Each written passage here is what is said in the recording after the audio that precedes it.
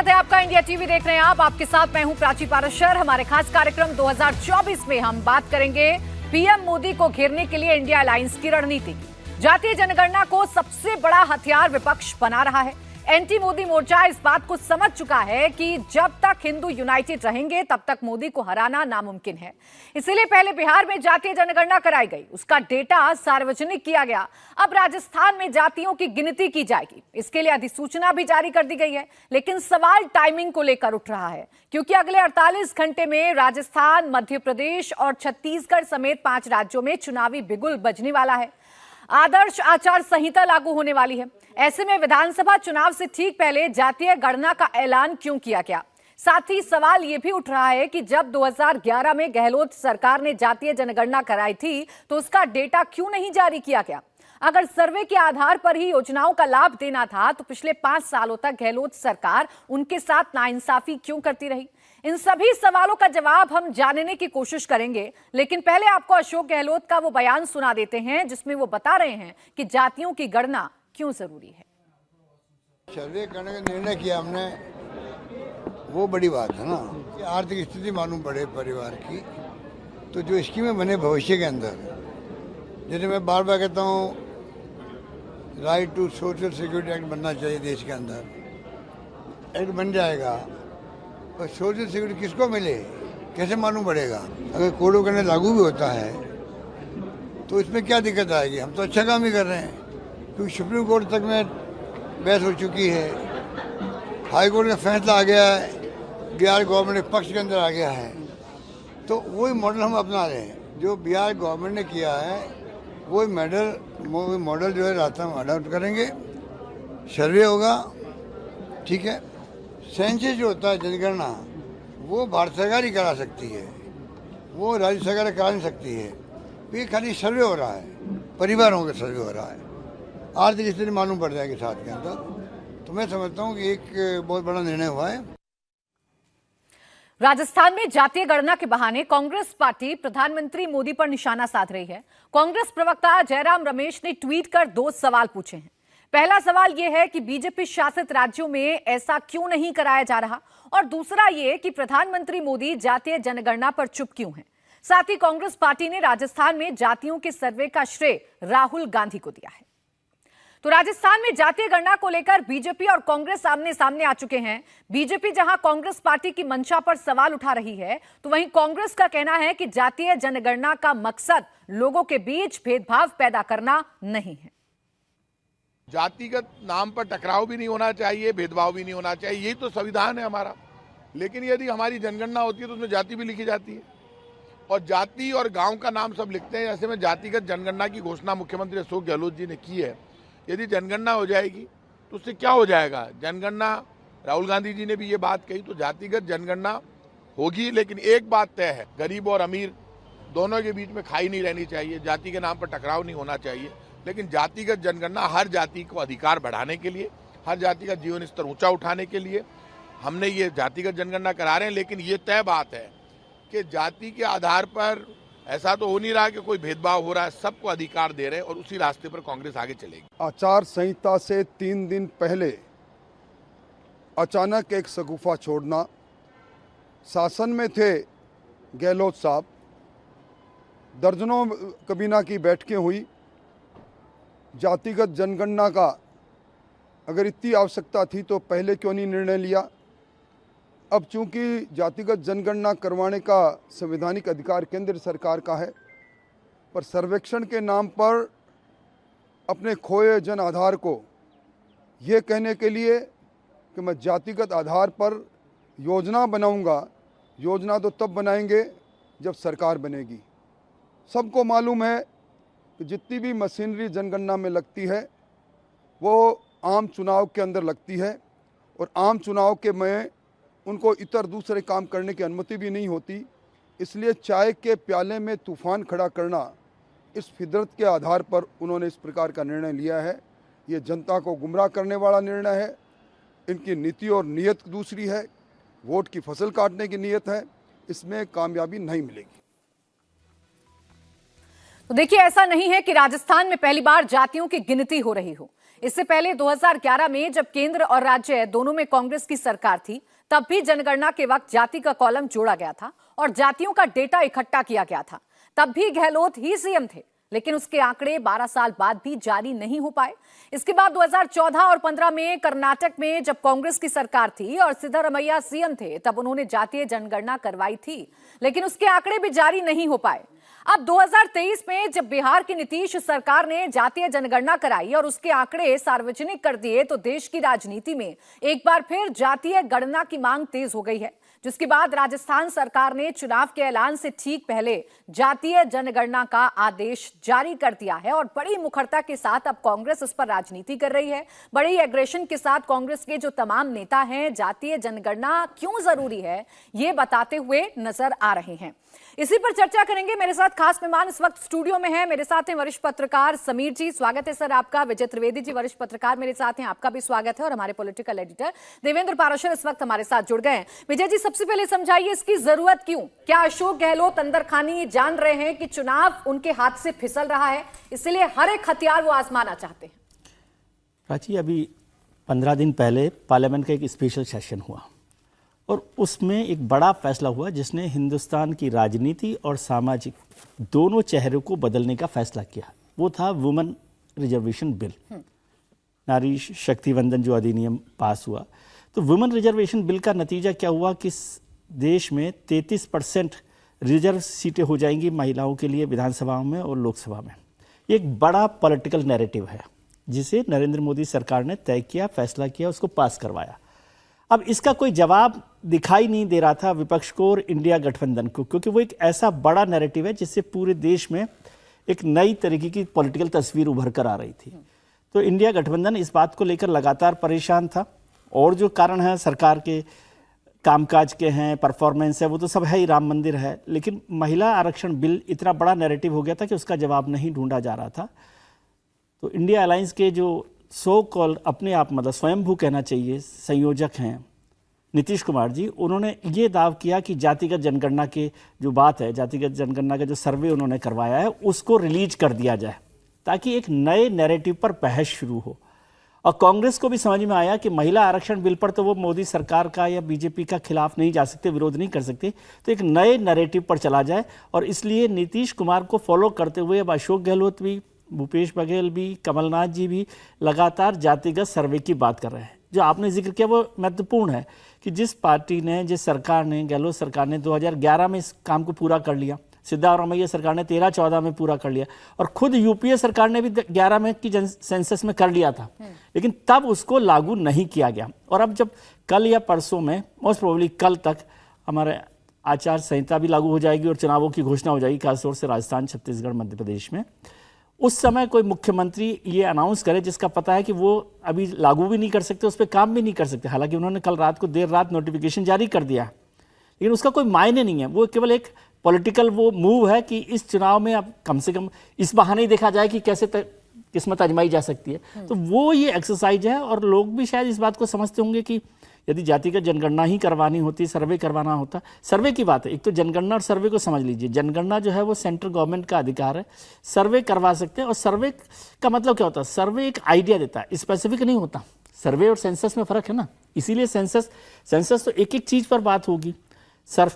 सर्वे का मतलब एक सैंपल है कि एक आइडिया हमको मिल रहा है। जो नीतीश कुमार सरकार ने किया कि उन्होंने 27 सवाल पूछे और 27 सवाल, उसमें भी बड़ा काम क्या किया है नीतीश कुमार सरकार ने कि जो आंकड़े थे वो तो जारी कर दिए, कितनी जाति है और क्या है, कौन सी ओबीसी है, 37% ईबीसी है और सब कर दिया। लेकिन जो असली मकसद था इस जनगणना का, इस सर्वे का, कि सामाजिक आर्थिक स्थिति क्या है, उसको लागू जारी नहीं किया गया। वो 45 दिन बाद करेंगे। ये तो सारा सर्वे इसलिए किया गया है कि हमारी कम्युनिटी की, हमारी सोसाइटी की सामाजिक और आर्थिक स्थिति पता चले। तो वो आंकड़े तो आप जारी नहीं कर रहे जिसके लिए आपने किया है। इसका मतलब उसके लिए नहीं किया ना, सिर्फ पॉलिटिक्स करने के लिए किया गया है। वो बात समझ में आ रही है। और अब ये कितना बड़ा इशू बनेगा 2024 तक, सब मिलकर किस तरह से इसको आगे बढ़ाएंगे, ये देखना पड़ेगा। देवेंद्र, बेशक ही पॉलिटिकल स्टंट हो, लेकिन बीजेपी के हिंदुत्व वाली राजनीति के लिए ये जो बयान आ रहे हैं, जो कदम सरकारें उठा रही हैं कांग्रेस शासित राज्यों में, वो कितना बड़ा डेंट लगा सकता है बीजेपी के हिंदुत्व पॉलिटिक्स को, या कोई इससे नुकसान समझ रही है बीजेपी, भांप पा रही है? एक चुनौती जरूर है, और आमतौर पे देखें प्राची, तो जो भी राष्ट्रीय पार्टियां होती हैं इस तरह के नैरेटिव में नहीं फंसना चाहती, जिसका नतीजा था कि जैसे हम लोग बार बार बात कर रहे हैं कि कांग्रेस पार्टी की जब सरकार थी तो आपने कराया, लेकिन डाटा को सार्वजनिक नहीं किया। वो कराया भी इस वजह से क्योंकि समाजवादी पार्टी और आरजेडी जैसे दलों का दबाव था। तो ऐसी स्थिति में राष्ट्रीय राजनीतिक दल जो होते हैं वो नहीं जाति के नैरेटिव में फंसते हैं। क्षेत्रीय दलों के लिए काम करना बहुत आसान होता है, क्योंकि वो किसी जाति विशेष के को लेकर ही अपनी राजनीति करते हैं और उसी को आगे बढ़ाते हैं, एग्रेसिवली बढ़ा सकते हैं। अब जैसे बीजेपी या कांग्रेस पार्टी किसी जाति विशेष की राजनीति कर रही है, कैसे संभव है? क्योंकि एक राज्य में हो सकता है कि आपका इक्वेशन कुछ और हो, दूसरे राज्य में कुछ और हो, एक का असर दूसरे में पड़ना होता है। लेकिन आज कांग्रेस पार्टी की शायद स्थिति ऐसी हो गई है, और एक तरह से आप कह सकती हैं कि जातियों को लेकर जिस प्रकार से एग्रेसिवली वो आगे बढ़ रहे हैं, एक उनके अंदर भी ये स्वीकारोक्ति है कि उनकी स्थिति भी अब क्षेत्रीय दलों जैसी ही हो गई है, और सिमटते सिमटते वो इस कंडीशन में आ गए हैं कि उस राग पे चले गए हैं जो कि क्षेत्रीय दल करते थे, जिसके चलते राहुल गांधी समेत तमाम नेता इस काम को कर रहे हैं। इसमें कोई दो राय नहीं कि अगर ये नैरेटिव जमीन पर असर दिखाता है तो बीजेपी के लिए बहुत गंभीर चुनौती होगी, और उसे काउंटर करने के लिए बीजेपी लगातार कोशिश करते रहती है। राजस्थान की बात कर लें तो राजस्थान में इस मूव के सहारे अशोक गहलोत को सबसे ज्यादा उम्मीद होगी कि जो जाट वहां पे ओबीसी कम्युनिटी है उसके अंदर एक करंट पैदा किया जाए, क्योंकि ऐसा माना जाता रहा है कि जाटों की हमेशा से एक ख्वाहिश रही है कि कास्ट सेंसस किया जाए, जिसके आधार पे उनको पता चले कि उनकी जाति कितनी बड़ी है। उसके अलावा बाकी जो 3 जातियां हैं जैसे प्रजापति, कुमावत, गुर्जर, माली, इन सबों के अंदर भी एक उत्साह आ सकता है। तो अगर ये नैरेटिव ग्राउंड पे गया, भले ही सरकार इसमें अब कुछ नहीं कर सकती, सिर्फ एक पॉलिटिकल कह सकते हैं कि स्टंट छोड़ा गया है, लेकिन अगर ये ग्राउंड पे नैरेटिव गया तो वहां पर बीजेपी के लिए समस्या हो सकती है। समीर जी, क्या ये ग्राउंड पर जा सकता है नैरेटिव जो एक समस्या पैदा करने की कोशिश बीजेपी के लिए की जा रही है, हिंदू वोटों को बांटने की कोशिश की जा रही है, ये नैरेटिव क्या वोटर्स के बीच में चर्चा का विषय बनता है? बिल्कुल। अगर राजस्थान की बात करें तो बताओ, राजस्थान में इसका जमीनी स्तर पे बहुत ज्यादा असर होने वाला है। आप देखिए 9 अगस्त को आदिवासी दिवस था, उस दिन राहुल गांधी बांसवाड़ा गए थे। उस रैली में राजस्थान के मुख्यमंत्री अशोक गहलोत ने स्टेज से कहा कि हम ओबीसी का आरक्षण 21% बढ़ा के 27% करेंगे, और अति पिछड़े लोग हैं उनके लिए हम 6% का अलग से आरक्षण देंगे और जातिगत सर्वेक्षण करवाएंगे। 9 अगस्त को अशोक गहलोत यह घोषणा कर चुके थे, कल अधिसूचना उन्होंने इसकी जारी कर दी। राजस्थान के अंदर जातिगत समीकरण बहुत ज्यादा मायने रखते हैं। 200 सीटों में से 59 सीटें आरक्षित है, और इसी समुदाय के 61 विधायक है, 11 से ज्यादा सांसद है। और अभी देखिए, इसी को साथ देने के लिए अशोक गहलोत ने 15 से ज्यादा जातिगत बोर्डों की घोषणा की है। कल रात को उन्होंने 8 बोर्ड नए बना दिए जातिगत आधारित को लेकर। तो लास्ट ईयर 2018 के चुनाव में, जब 2018 के विधानसभा चुनाव में थे, 39 सीटें कांग्रेस ने जीती थी ओबीसी की। भारतीय जनता पार्टी को बहुत बड़ा नुकसान हुआ था, और अशोक गहलोत बात को बहुत बेहतर तरीके से जानते हैं कि राजस्थान के अंदर 22% से ज्यादा ओबीसी है। अगर वो ओबीसी को ये मैसेज देने में सफल हो जाते हैं कि वो उनके लिए काम कर रहे हैं, उनके लिए जातिगत सर्वेक्षण करा रहे हैं, उन्होंने लाभ दिलाने वाले हैं, अगर ये सेंटीमेंट ग्राउंड लेवल पर जाता है तो भारतीय जनता पार्टी को राजस्थान के अंदर कम से कम 90 सीटों पे बहुत तगड़ी चुनौती मिलने वाली है कांग्रेस के अंदर। और इसी को ध्यान में रखते हुए अशोक गहलोत ने 24 घंटे पहले, जो अगर कल अधिसूचना जारी होती है तो उसके पहले जातिगत सर्वेक्षण की अधिसूचना जारी कर दी है। अशोक गहलोत जानते हैं कि जमीनी स्तर पर यह करंट फैलेगा और इसका खामियाजा भारतीय जनता पार्टी को भुगतना पड़ेगा। भारतीय जनता पार्टी जमीनी स्तर पर इसका विरोध नहीं कर सकती। भारतीय जनता पार्टी कह नहीं सकती कि जातिगत सर्वेक्षण नहीं होना चाहिए, क्योंकि उसे भी ओबीसी का वोट चाहिए। मुझे ऐसा लगता है अशोक गहलोत ने एक प्रकार से मास्टर स्ट्रोक चलाया। भारतीय जनता पार्टी के लिए बहुत मुश्किल होगा इसका जवाब देना राजस्थान के अंदर। इस मास्टर स्ट्रोक का क्या जवाब विजय जी हो सकता है बीजेपी के पास, खासकर राजस्थान के परिप्रेक्ष्य में अगर समझें तो? नहीं, उसका एक स्टेप जो अभी भारत सरकार करने जा रही है, जो मुझे जानकारी है, वो है रोहिणी कमीशन। रोहिणी कमीशन की रिपोर्ट को टेबल करके और रोहिणी कमीशन की रिपोर्ट को एग्जीक्यूशन करके वो इन्हीं ओबीसी जातियों को साधना चाहती है, जिसमें है कि भाई 936 जातियाँ ऐसी है जो ओबीसी में भी ईबीसी है और ईबीसी में भी ऐसी हैं जिनको कोई फायदा आरक्षण का नहीं मिला है। तो उस जातियों को आगे लाकर भैया इनका, ये ओबीसी आरक्षण की बात कर रहे हैं लेकिन इनका कोई फायदा नहीं हुआ, हम इन पर काम करना चाहते हैं, इनको आगे बढ़ाना चाहते हैं, जिसके लिए प्रधानमंत्री ने एक बड़ा काम किया अभी विश्वकर्मा योजना को लागू करके, जो जिसमें लागू की गई है, तो वो भी उन्हीं ओबीसी के लिए है जिनका कोई बड़ा फायदा नहीं हो रहा था। 2 तरह के ओबीसी होते हैं, एक है खेतिहर कामगार किस्म के और दूसरे हैं कारीगर। तो खेतिहर वाले जो लोग हैं वो डोमिनेंट लोग हैं, वो कुर्मी भी हैं, वो यादव भी हैं, उस तरह के लोग हैं। और कारीगर जो ओबीसी हैं वो अभी पिछड़े हुए थे, जिनको फायदा नहीं हो रहा था, तो उस पर काम कर रहे हैं। लेकिन भारतीय जनता पार्टी की चिंता इससे बड़ी है, वो हिंदू वोट को यूनाइट रखना चाहती है। अब वो हिंदू वोट जाति के आधार पर टूटता है, वो बढ़ता है, तो पूरे देश भर में राष्ट्रीय स्तर पर उसको नुकसान होने का डर रहता है। लेकिन इसका दूसरा पक्ष मैं आपको समझाऊं, राजस्थान में बड़ा नुकसान हो सकता है बीजेपी को और कांग्रेस को फायदा हो सकता है, लेकिन राष्ट्रीय स्तर पर यदि जातिगत जनगणना का बड़ा इशू हुआ तो जितना नुकसान बीजेपी को होगा उतना नुकसान कांग्रेस को होगा, क्योंकि इंडिया अलायंस में जितने पार्टनर्स हैं कांग्रेस के अलावा वो सब लोग मोटे तौर पर, ममता जी को छोड़ दिया जाए तो मोटे तौर पर ओबीसी लीडर्स हैं। तो जातिगत जनगणना की बात होगी तो उन राज्यों में, चाहे बिहार हो तो बिहार में नीतीश कुमार, लालू यादव को, तेजस्वी यादव को, उत्तर प्रदेश में अखिलेश यादव को, तमिलनाडु में स्टालिन को, इस तरह से अलग अलग राज्यों में उनके अलायंस पार्टनर को फायदा होगा, कांग्रेस को उसका बड़ा फायदा होने वाला नहीं है। लेकिन ये जो तीनों राज्य हैं, राजस्थान, मध्य प्रदेश, छत्तीसगढ़, यहाँ कांग्रेस वर्सेस बीजेपी का मुकाबला है, तो वहां बीजेपी को मुश्किल में डाल सकते हैं, डॉक पर खड़ा कर सकती है कांग्रेस। ऐसा तो नहीं है ना विजय जी, जो आप एक पॉइंट यहाँ पर उठा रहे थे कि इंडिया अलायंस के जो नेता हैं उनको इससे नुकसान होगा, उनके वोटों में बंटवारा हो सकता है, तो ऐसा तो नहीं है कि इंडिया अलायंस के नेता ये नहीं समझ रहे हैं या कांग्रेस ये नहीं समझ रही है? उसके बावजूद अगर एग्रेसिवली कांग्रेस ओबीसी की बात कर रही है, एग्रेसिवली अगर जातीय जनगणना की बात कर रही है, तो क्यों नहीं? एक तो ये समझ लीजिए कि इसका विरोध कोई नहीं कर सकता, जैसे समीर जी ने भी जिक्र किया कि बीजेपी भी इसका विरोध नहीं कर सकती। जैसे ही आप इसका विरोध करेंगे तो लगेगा कि आप एंटी ओबीसी काम कर रहे हैं, तो कांग्रेस भी नहीं कर सकती। और कांग्रेस के लिए तो बहुत जरूरी था, इंडिया अलायंस की दृष्टि से भी देखिए कि नीतीश कुमार ने क्या किया कि आप इतनी 4 बैठकें करने के बाद भी ना तो किसी को संयोजक बनाया ना किसी को लीडर बनाया, तो फिर नीतीश कुमार ने सोचा कि खुद ही आगे बढ़ जाइए। अब उन्होंने ये मूव करके इंडिया अलायंस में वो अपने आप आगे आ गए, अब सबको उसको फॉलो करना है। कांग्रेस की मजबूरी थी कि यदि वो उसको फॉलो नहीं करेगी, उसको सपोर्ट नहीं करेगी, तो एक और नई तरीके की पॉलिटिकल मुश्किल में वो पड़ेगी। तो चाहे बंटने की बात, बट नहीं रहा, मैं ये कह रहा हूं कि कांग्रेस को उसका बहुत बड़ा फायदा होने वाला नहीं है। सारे जो अलायंस पार्टनर है उनको फायदा होगा, कांग्रेस को उसका सीधा फायदा खासतौर से उन राज्यों में नहीं होगा जहां पर वो अलायंस पार्टनर के साथ है। जहां बीजेपी कांग्रेस का मुकाबला है वहां हो सकता है कि उसको फायदा हो, जैसे राजस्थान की बात हम लोग कर लें, मध्य प्रदेश की बात कर लें, छत्तीसगढ़ की बात कर लें, तो तीनों राज्यों में मोटे तौर पर कांग्रेस वर्सेस बीजेपी सीधा सीधा सा मुकाबला है, तो वहां कांग्रेस इसका फायदा उठा सकती है। और अशोक गहलोत जी ने तो जितनी जल्दी इस पर किए कि कल रात को ही उसका नोटिफिकेशन भी कर दिया है और तमाम काम भी किए हैं, तो वो सोच रहे हैं कि इस पर काम किया जाए। और खुद अशोक गहलोत ओबीसी से आते हैं, उनका एक बड़ा प्रभाव भी है राजस्थान में। उस तरह से चुनावी राज्य की बात करें उससे पहले समीर जी आप इसमें कुछ ऐड करना चाह रहे हैं? देखिए, मैं भारतीय जनता पार्टी की दुविधा का जिक्र करना चाहता था। राजनाथ सिंह जब गृह मंत्री थे 2018 में, तो उन्होंने कहा था कि जब 2021 की जनगणना होगी तो हम जातिगत और आर्थिक आधार पर सर्वेक्षण जनगणना में शामिल करेंगे। बाद में केंद्र सरकार इससे मुकर गई। अब देखिए, जब बिहार में नीतीश कुमार ने निर्णय लिया तो भारतीय जनता पार्टी ने उसका समर्थन किया, और वही जब उड़ीसा में नवीन पटनायक ने जातिगत सर्वेक्षण का फैसला लिया तो भारतीय जनता पार्टी ने उसका विरोध किया उड़ीसा के अंदर। और बंगाल में भारतीय जनता पार्टी के पूर्व अध्यक्ष दिलीप घोष ने ममता बनर्जी को चिट्ठी लिखी है कि आप प्रदेश में जातिगत सर्वेक्षण करवाइए, हम चाहते हैं कि यहाँ पर हिंदुओं को उनका हक नहीं मिल रहा है और सारा हक पिछड़े मुसलमान लेके जा रहे हैं, तो हम आपसे कहते हैं कि आप जातिगत सर्वेक्षण कराइए।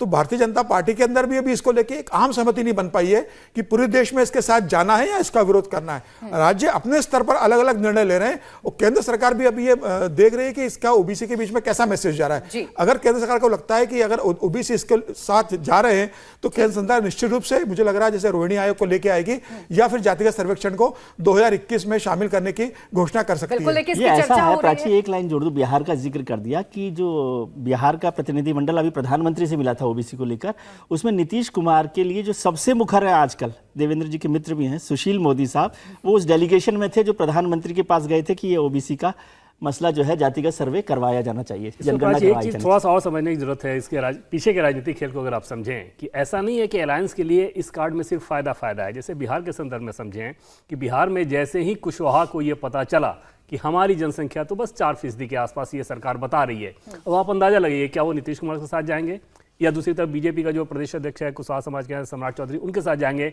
जो कि ये मैसेज देंगे कुशवाहा में कि देखो ये आपको नंबर्स के हिसाब से दबाया जा रहा है। दूसरी चीज कि यादव की संख्या अगर जितनी है, क्या उसी अनुपात में उनके विधायक हैं, उसी अनुपात में उनके मंत्री हैं? ये बैकफायर भी कर सकता है, बशर्ते ग्राउंड पे कौन सा इफेक्टिव नैरेटिव जाता है। ठीक है, एक एक्सपेरिमेंट करने की तो कोशिश की है और इस एक्सपेरिमेंट से एक नैरेटिव करने की कोशिश की जा रही है विपक्ष की तरफ से। ऐसा ही एक चुनावी राज्य मध्य प्रदेश भी है जहां विधानसभा चुनाव का बिगुल कभी भी बजने वाला है। अगले कुछ घंटे में विधानसभा चुनाव की तारीखों का ऐलान हो जाएगा, लेकिन चुनाव के ऐलान से पहले बीजेपी कांग्रेस से कई कदम आगे निकल गई है। कांग्रेस पार्टी ने अब तक उम्मीदवार की एक भी लिस्ट जारी नहीं की है, जबकि बीजेपी अब तक उम्मीदवारों की 3 लिस्ट जारी कर चुकी है। खास बात यह है कि बीजेपी ने अपनी दूसरी लिस्ट में 3 केंद्रीय मंत्री और 4 सांसदों को मैदान में उतारकर हलचल मचा दी है। ऐसे में सवाल ये उठ रहा है कि आखिर कांग्रेस की लिस्ट में देरी क्यों हो रही है? क्या कांग्रेस पार्टी फिर से उम्मीदवारों के नाम पर मंथन कर रही है?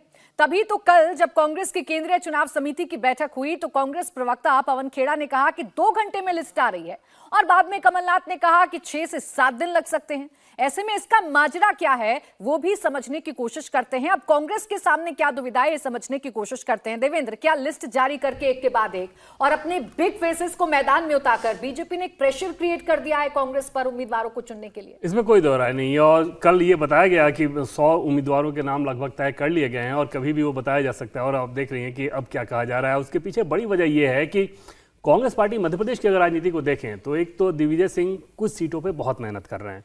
उसके पीछे वजह यह बताई जा रही है कि दिग्विजय सिंह ने एक तो साफ कर दिया है कि वो मुख्यमंत्री की रेस में तो कहीं है ही नहीं, वो खुद ही कोई उनकी ख्वाहिश भी नहीं है, इच्छा भी नहीं है, लेकिन उनको अपने बेटे को एस्टेब्लिश कर देना है और भविष्य के लिए भी एस्टेब्लिश करना है। ऐसे में उन सीटों पे वो मेहनत कर रहे हैं, चुनिंदा 25 से 30 सीटों पे जहां पर उनकी पसंद के कैंडिडेट हों।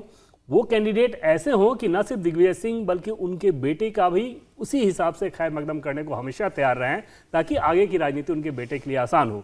दूसरी तरफ कमलनाथ की अपनी चिंता है कि उन्हें किसी तरह से मुख्यमंत्री बनना है, लेकिन वो भी उन सीटों पर मेहनत करते नहीं दिख रहे हैं। उन कांग्रेस पार्टी की मध्य प्रदेश में अभी तक की रणनीति देखें तो वो सबसे ज्यादा भरोसा इस बात पर कर रहे हैं जनता बीजेपी से उब चुकी है, उसके पास कोई और ऑप्शन नहीं है, वो हमारे पक्ष में ही वोट आएगा। क्योंकि आमतौर पर देखें तो भले ही कुछ कुछ पॉकेट्स में बाकी दल सपा भी कुछ कैंडिडेट्स दे देगी, बसपा भी दे देगी, लेकिन मोटे तौर पर द्विदलीय व्यवस्था है वहाँ पे। और ऐसे में अगर बीजेपी से कोई नाराज वोटर है तो वो कांग्रेस के पास ही आएगा। इसी उम्मीद पे वो लोग अभी तक चल रहे थे और बीजेपी ने जैसे अपने कार्ड्स चलना शुरू किया उसके बाद कांग्रेस पार्टी को देखें कि आप उनके ऊपर दबाव और बहुत ज़्यादा बढ़ गया है।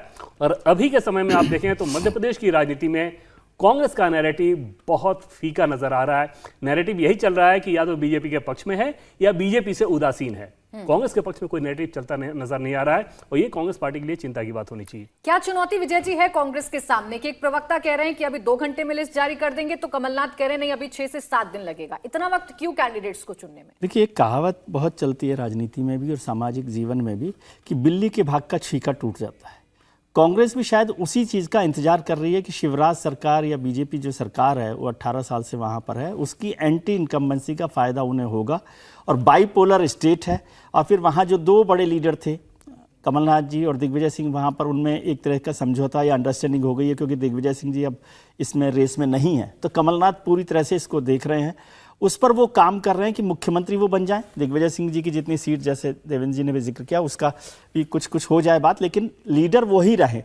मुझे जो कल बताया गया कि केंद्रीय चुनाव समिति की कांग्रेस की बैठक हुई है, उसमें करीब 150 नाम उन्होंने तय कर लिए हैं। अब वो कितना टाइम लगा रहे हैं, हो सकता है कि उसको फिर से देखा जा रहा हो, रिविजिट किया जा रहा हो, रीइंस्पेक्ट किया जा रहा हो, कुछ नामों पर कंसिडरेशन हो, क्योंकि बहुत बार विरोध होता है राजनीति में। और जब कांग्रेस को वहां लग रहा है कि अब की बार सरकार आनी है तो ऐसे में कैंडिडेट्स का नाम तय करना और मुश्किल हो जाता है। तो वो भी एक मुश्किल है कि कुछ नामों पर बहस हुई हो तो उन्होंने कहा कि अभी लिस्ट को जारी करने के बजाय थोड़ा सा डिले किया जाए। लेकिन जो बीजेपी का मसला है कि बीजेपी ने 3 लिस्ट जारी कर दी जी, 79-80 नाम उन्होंने कर दिए हैं। उसका एक फायदा है उनको फर्स्ट मूवर का, लेकिन उसका नुकसान भी हुआ उनको। अब ये मत समझिए उसका बड़ा नुकसान क्या हुआ कि एक तो भारतीय जनता पार्टी ने जो 3 मंत्रियों को, 4 सांसदों और 1 महासचिव को वहां पर ला दिया, उससे ये हो गया कि जो सिटिंग सीएम हैं आज की तारीख में शिवराज जी, उनको आउट कर दिया गया है। तो उससे भी एक चुनाव में अपने आप बड़ा फर्क पड़ता है। और फिर 3 मंत्री वहां पर हैं, 4 सांसद हैं, 1 महासचिव हैं, वो आपस में अपनी भी लड़ाई लड़ रहे हैं और वहां उसका भी एक नुकसान भी हो सकता है, कुछ फायदा भी वहां पर हो सकता है। लेकिन फिलहाल मध्य प्रदेश का जो चुनावी रण है वो बहुत इंटरेस्टिंग होता हुआ नजर आ रहा है, इंटरेस्टिंग होता हुआ नजर आ रहा है। कौन बाजी मारेगा और कौन पीछे रह जाएगा ये तो आने वाला वक्त ही बताएगा। इंडिया टीवी हर वक्त हर जगह डाउनलोड करने के लिए सर्च करें India TV news Google play store या ऐप स्टोर पर।